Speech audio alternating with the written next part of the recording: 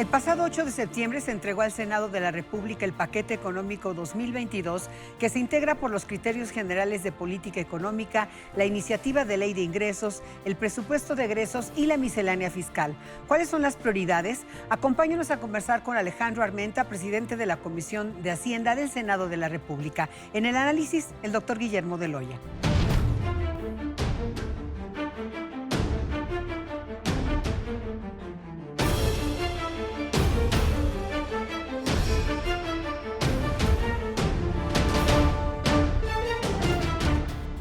Senador Alejandro Armenta, bienvenido. De un primer análisis del paquete económico, ¿cuáles son las prioridades? Gracias, Estela. Es importante comentar que lo fundamental es atender la reactivación económica, consolidar la atención en materia de salud para los mexicanos y atender el gran problema de inseguridad.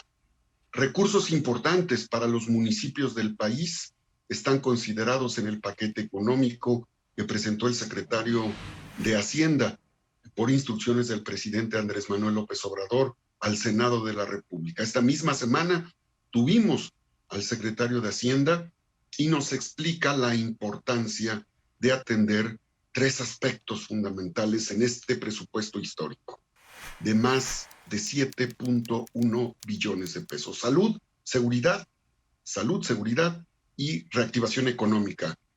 Muy claros los ejes, senador. Precisamente el PIB cayó 9.2% en 2020, pero el secretario Ramírez de la O les acaba de decir justamente que ya en el segundo trimestre de este año ya estamos en los niveles prepandemia. Hablaba de la infraestructura, de la inversión pública en infraestructura. ¿Qué tan importante ha sido y será además en el 2022? Estela, es importante ponderar las grandes obras trascendentes para México. Parece que no hemos dimensionado lo que representará la puesta en marcha del tren interoceánico, este corredor ferroviario que comunicará el comercio europeo con el asiático, que permitirá que México atraiga cerca del 15 al 20% del flujo comercial mundial que hoy se comunica a través del Canal de Panamá. Este tren interoceánico que comunica el Golfo con el Pacífico, el Atlántico con el Pacífico, se convertirá en un detonador de desarrollo.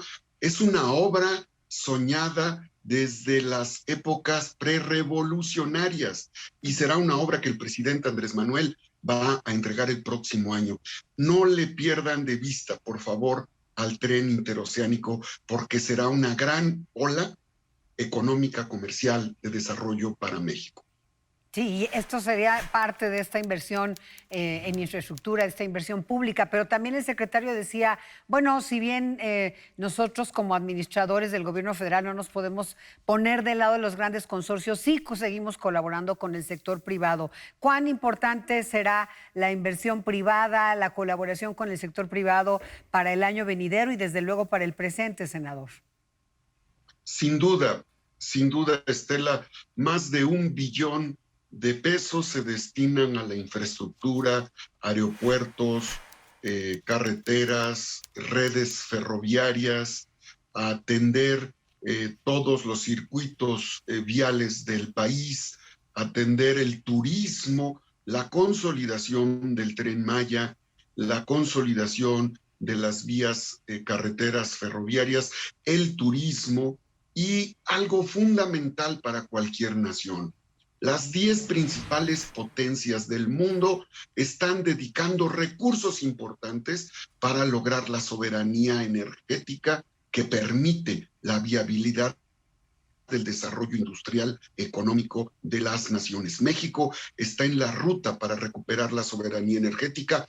Hoy México ya produce 38% más del combustible, de la gasolina, que hasta hace unos años importaba de Estados Unidos. Vamos en la ruta correcta hacia el progreso y desarrollo de nuestro país, sin dejar de lado a los sectores sociales. a la población. En México se trabaja para ricos, para pobres y para clases medias. En México se combate la impunidad y en México estamos logrando la justicia tributaria y la justicia distributiva. Es el enorme reto que tenemos para los próximos años.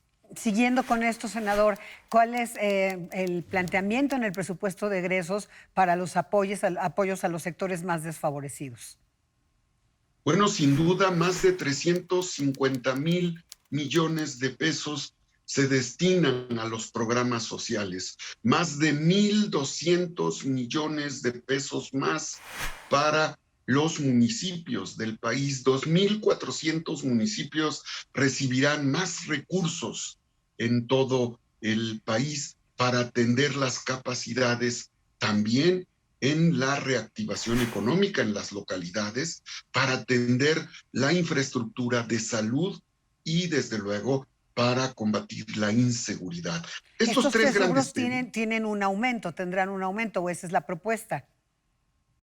Sin duda, hay presupuestos considerables, un incremento de más del 40% en materia de salud, incrementos importantes en materia de seguridad y, desde luego, el tema que tiene que ver con la reactivación y los incentivos para las micro, pequeñas y medianas empresas, que son las empresas familiares, que son las empresas de las y los mexicanos.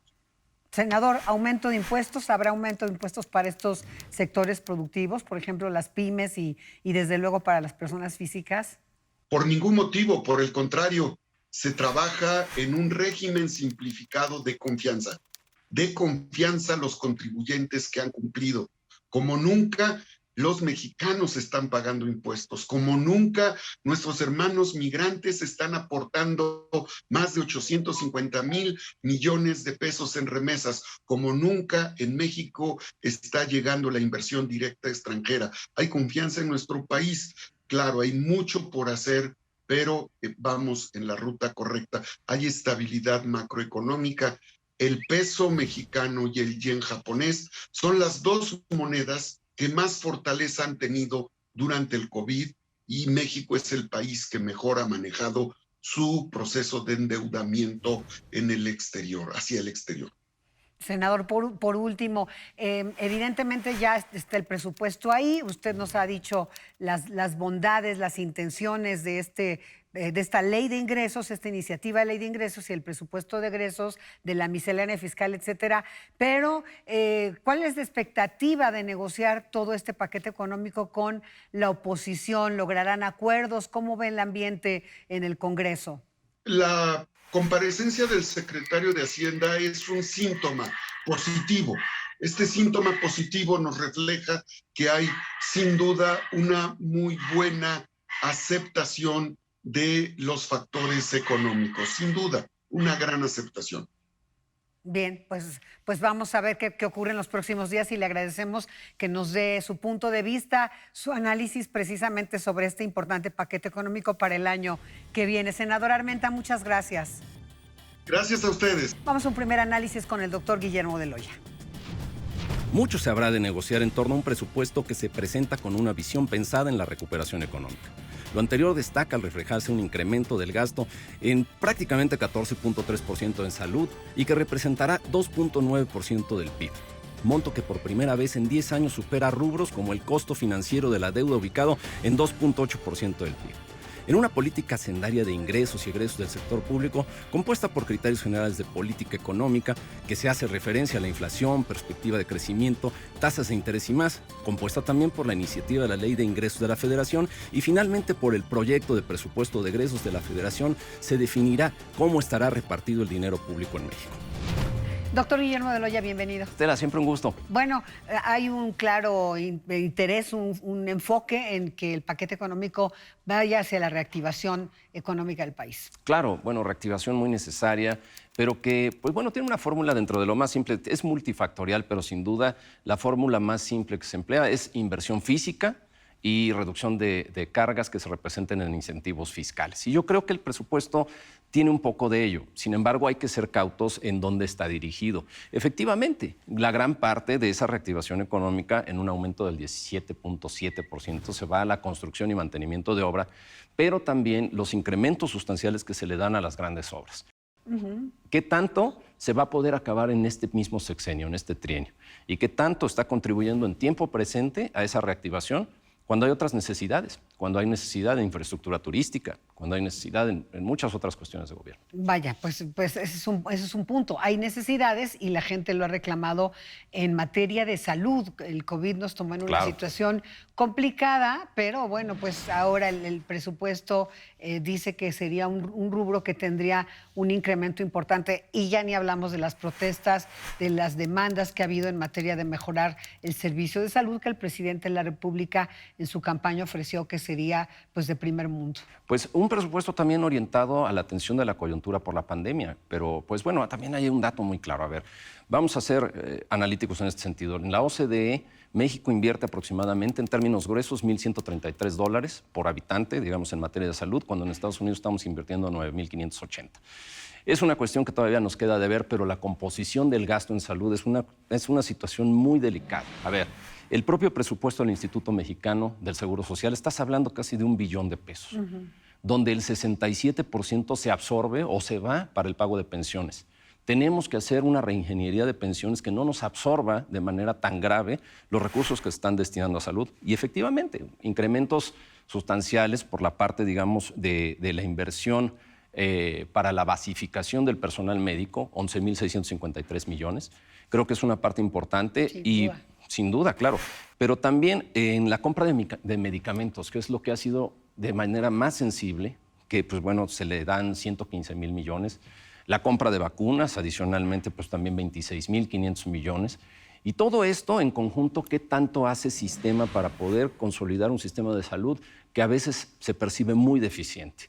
Por lo menos en el presupuesto está el aumento, ojalá se aplique de forma... Primero que se apruebe y luego que se aplique de forma correcta.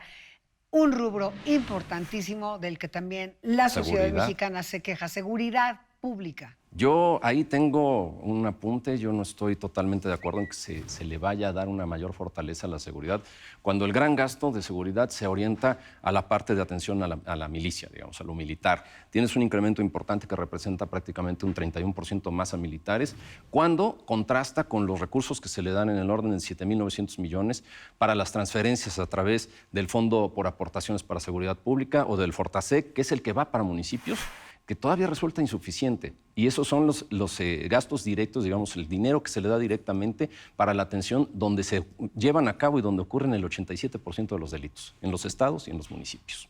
Híjole, un tema en el que todavía efectivamente también se nos queda de ver mucho, pero pues no es fácil resolverlo, eso también hay que decirlo. Finalmente este tuit, a ver, le preguntaba al senador Armenta cómo veía. Mire, este tuit, por ejemplo, dice: diputados del PAN, el PRI y el PRD adelantaron algunas de las propuestas que buscarán impulsar durante las negociaciones del paquete económico, o sea, ellos como bloque de oposición.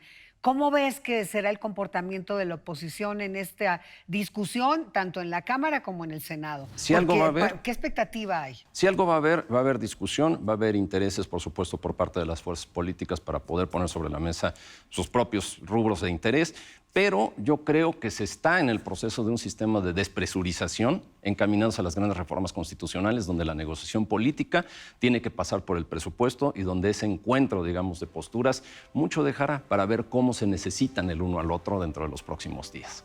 Doctor Guillermo de Loya, muchas gracias. Muchas gracias, Estela. Y gracias a usted por acompañarnos en una emisión más de Ruta ADN 40.